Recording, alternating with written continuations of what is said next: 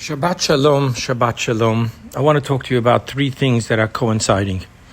This week's Torah portion is called Chukas, a statute, and July 4th, God-given unalienable rights, and the holiday coming up, the day that the previous Rebbe was freed from the Stalin prison, where he was sentenced to death and then to exile, and then finally he was freed. So what is the common thread? So the word God-given unalienable rights in Hebrew would be Chukas. When we talk about the laws of nature, it's Chukas Shemayim Va'aretz. It's statutes, it's unalienable rights. Yet on the other hand, we need to understand that God-given unalienable rights is not what each and every one of us receive unless we fight the evil forces that try to take that away from us. So by definition, the word God-given unalienable rights doesn't mean we just wake up in the morning and have it.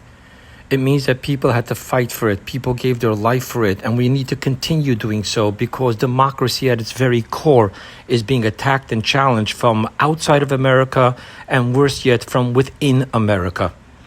So on July 4th, when we truly appreciate the God-given unalienable rights that the American government has accepted, we need to understand that there were those that fought for it.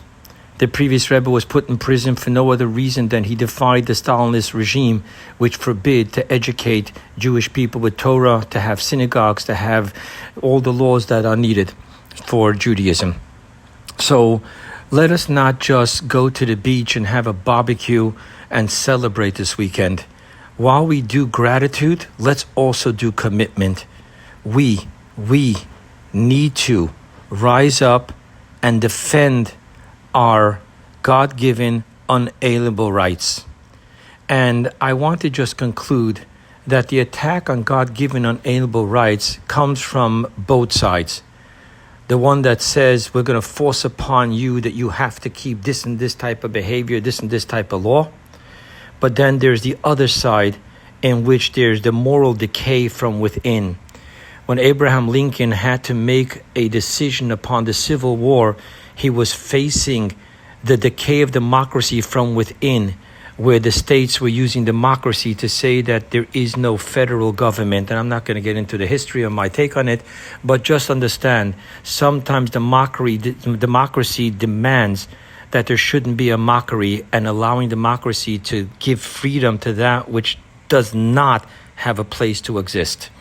So my dear friends, as we study the Torah portion of Chukas, realizing that God has given unalienable rights to each and every one of us, we need to protect those rights and keep them available to each and every one of us, and to protect them from both ends. From the end of saying that, there's no freedom, there's no nothing, we're going to tell you who God is and what God is and how we're going to serve God and what we're going to do. And then we need to also protect it from the other side. We can't continue with the mockery, burning the flag, fighting against America, fighting against rights, saying that, there is no right or wrong or anything like that. May we truly, truly receive the fruits of those who fought for us, the founding fathers of our country, the Rebbes fighting for the God-given unalienable rights to be able to have freedom of religion. May we uphold this fight, and may we take advantage of the freedom that was given to us and truly be who we are. Shabbat Shalom.